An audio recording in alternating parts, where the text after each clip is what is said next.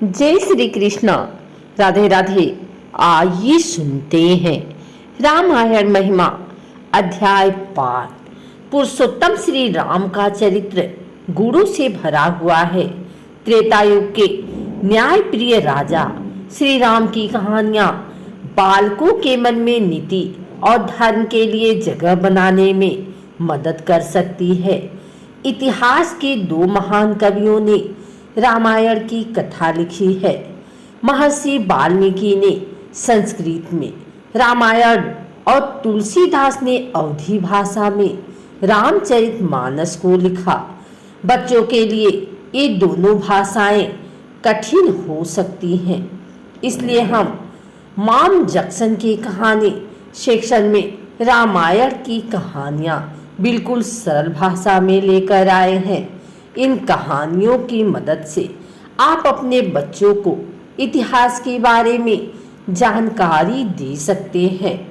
रामायण की कहानियां भारत की महान संस्कृति का उदाहरण है। एक ओर जहां भगवान राम, लक्ष्मण, भरत और शत्रुघ्न का आपसी प्यार एकता में शक्ति की सीख देता है, तो वहीं दूसरी ओर माता सीता का समर्पण आने वाली पीढ़ियों को रास्ता दिखा सकता है। रावण के चरित्र से भी ये शिक्षा दी जा सकती है कि बुरे कर्मों का फल जरूर मिलता है, इसलिए इंसान को कभी अहंकार नहीं करना चाहिए। साथ ही ये कहानियां कठिन समय का सामना संयम के साथ करने की सीख भी देती है। साथ ही रामायण की कथा माता पिता का आदर करना व अनुशासन में रहने की सीख भी देती है। आप इन कथाओं के जरिए बच्चों को बुराई पर अच्छाई की जीत का पाठ सिखाते हुए उनके मन में अच्छे संस्कारों को विकसित कर सकते हैं। आइए सुनते हैं रामायण की कहानी कुंभकर्ण की नींद। रामायण में रावण के भाई कुंभकर्ण की भूमिका भी अद्भुत है।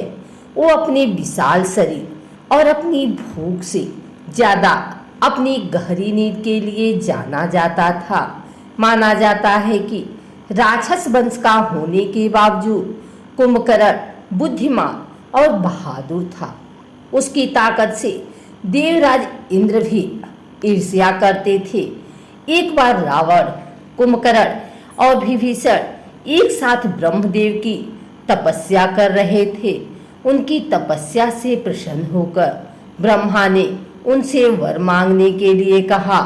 वहीं दूसरी ओर इंद्र को डर था कि कुंभकर्ण वरदान में कहीं स्वर्ग का सिंहासन न मांग ले।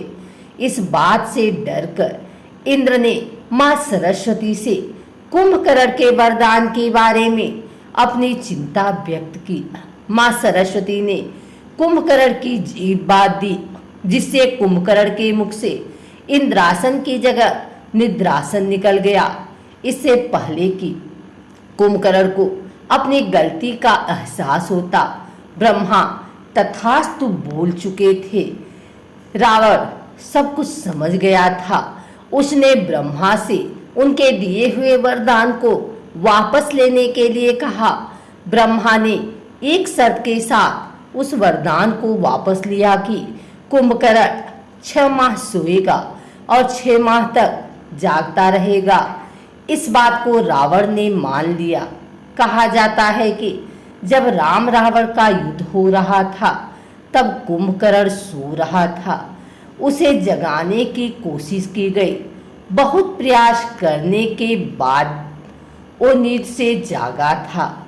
अगर आपको हमारी वीडियो अच्छी लगी हो तो इसे लाइक करें, कमेंट करें, शेयर करें। हमारे चैनल को सब्सक्राइब करके बेल नोटिफिकेशन ऑल पर सेट कर लें, ताकि आगे आने वाली वीडियो सबसे पहले आप तक पहुंच सके। धन्यवाद।